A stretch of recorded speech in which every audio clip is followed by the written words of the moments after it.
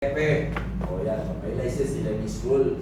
Pero yung kapakanan ng mga estudyante, yung po ang pupuntahin, pinagmamalaki ni Dulcay na ibinigay sa lahat ng mga estudyante na tamang procedure, yung tamang disiplina para kayo ay matuto ng inyong practical driving ninyo.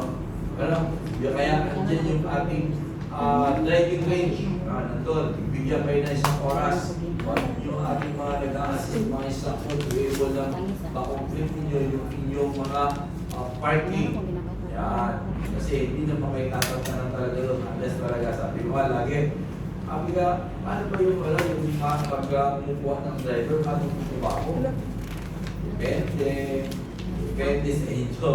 Kasi nag-aaral, siguro naman, pag-aaral kayo, sigula, meron tayo tinatawag na fast learner at slow learner.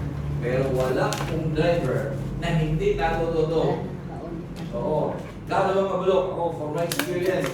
Since 19 na, meron ko mga tulungan, mga senior citizen na 64 years old, may mga ito. Natuto. Meron nga ako, Indian National.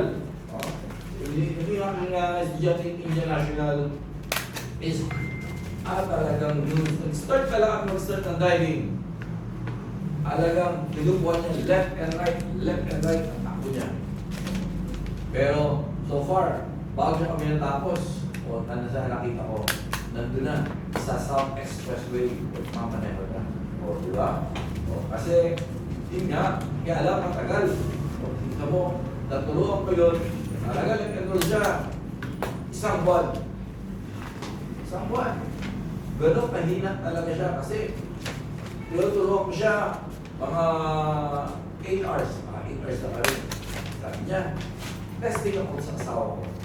My husband. Testing ko siya, testing. Sabi mo ng asawa, sakay ng mga asawa. Sabi ng mga Indianong lalaki, baba na kami, baba. Kasi nga, mag-drive yung asawa ko is pag-ewang-ewang.